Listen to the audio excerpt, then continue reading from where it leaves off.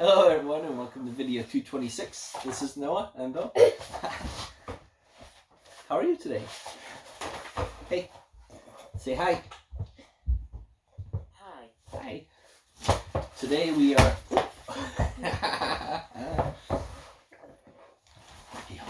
Today we are reading a longer book today. We are reading The Polar Express by Chris Van Allsburg.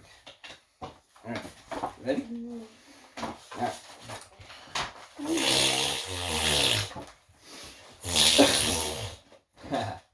On Christmas Eve, many years ago, I lay quietly in my bed. I did not rustle the sheets. I breathed slowly and silently. I was listening for a sound a friend had told me I'd never hear, the ringing bells of Santa's sleigh. There is no Santa, my friend had insisted, but I knew he was wrong. Late that night, I did hear sounds, though not of ringing bells. From outside came the sounds of hissing steam and squeaking metal. I looked through my window and saw a train standing perfectly still in front of my house. It was wrapped in an apron of steam. Snowflakes fell lightly around it. A conductor stood at the open door of one of the cars. He took a large pocket watch from his vest, then looked up at my window. I put on my slippers and robe. I tiptoed downstairs and out the door. "All aboard!" the conductor cried out. I ran up to him. "Well," he said, "are you coming?" "Where?" I asked. "Why, to the North Pole, of course," was his answer. "This is the Polar Express." I took his outstretched hand and he pulled me aboard. He's going on the train, buddy.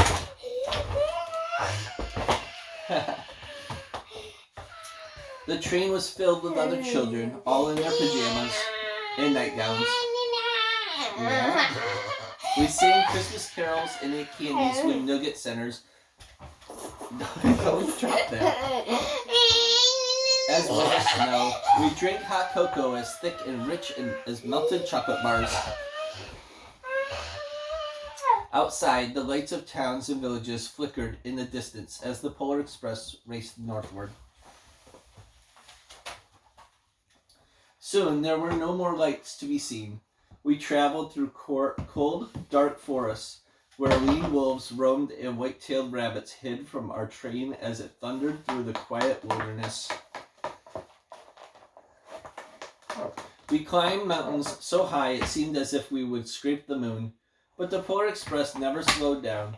Faster and faster we ran along, rolling over peaks and through valleys like a car on a roller coaster. Ooh, that's cool. The mountains turned into hills, the hills to snow-covered plains.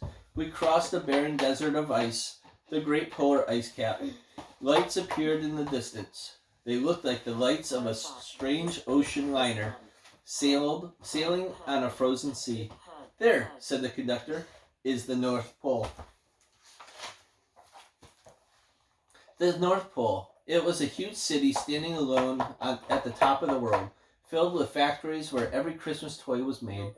At first, we saw no elves. "They are gathering at the center of the city," the conductor told us. "That is where Santa will give the first gift of Christmas."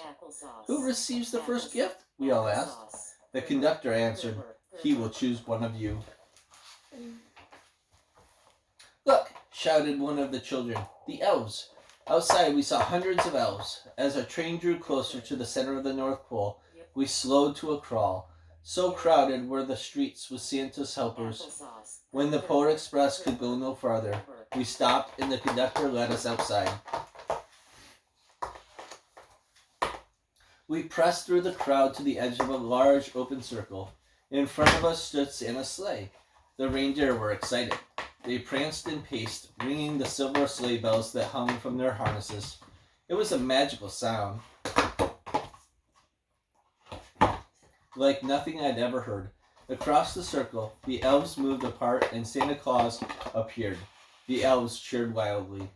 He marched over to us and, pointed to me, said, "Let's have this fellow here." He jumped into his sleigh. The conductor handed me up. I sat on Santa's knee and he asked, "Now, what would you like for Christmas?" I knew that I could have any gift I could imagine, but the thing I wanted most for Christmas was not inside Santa's giant bag. What I wanted more than anything was one silver bell from Santa's sleigh. When I asked, Santa smiled. Then he gave me a hug and told an elf to cut a bell from a reindeer's harness. The elf tossed it up to Santa. He stood, holding the bell high above him, and called out, "The first gift of Christmas." That was awesome. A clock struck midnight as the elves roared their approval. Santa handed the bell to me, and I put it in my bathrobe pocket. The conductor helped me down from the sleigh. Santa shouted out the reindeer's names and cracked his whip.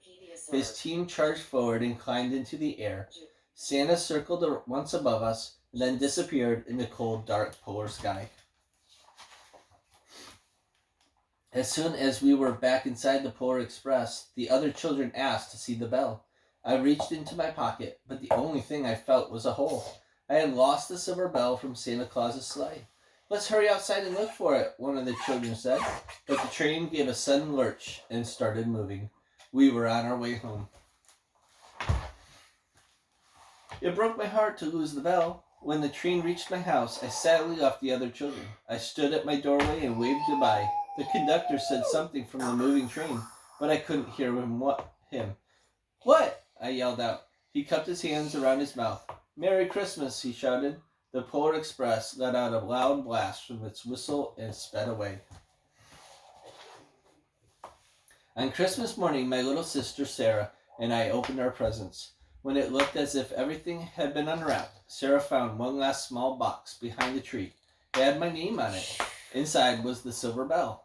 There was a note. "Found this on the seat of my sleigh. Fix that hole in your pocket. Signed, Mr. C."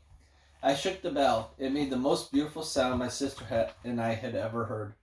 But my mother said, "Oh, that's too bad." "Yes," said my father, "it's broken." When I'd shaken the bell, my parents had not heard a sound. Because they don't believe.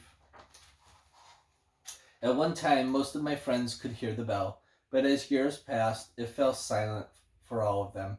Even Sarah found one Christmas that she could no longer hear its sweet sound. Though I've grown old, the bell still rings for me as it does for all who truly believe. That was a good book. That was The Polar Express by Chris Van Allsburg. What do you think? You believe, huh, bud? Yeah. So, anyways, guys, like always, like, share, and subscribe our Facebook, YouTube, and Instagram. Go to noahsgear.com. Check it out. Let us know what you think. Yeah. We saved the Polar Express as one of our last books from the library before we have to go get new ones. Because it's almost Christmas, and this is a Christmas book. So what do you think, bud? Well, I hope you had a good Monday. Yeah, so we did.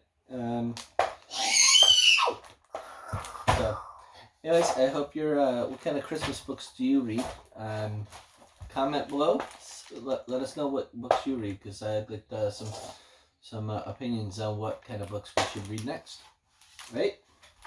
All right. Say goodbye, everybody. Let them go. Say goodbye. Goodbye. Goodbye. Handshake. All right, guys. We'll see you later. Okay. Bye.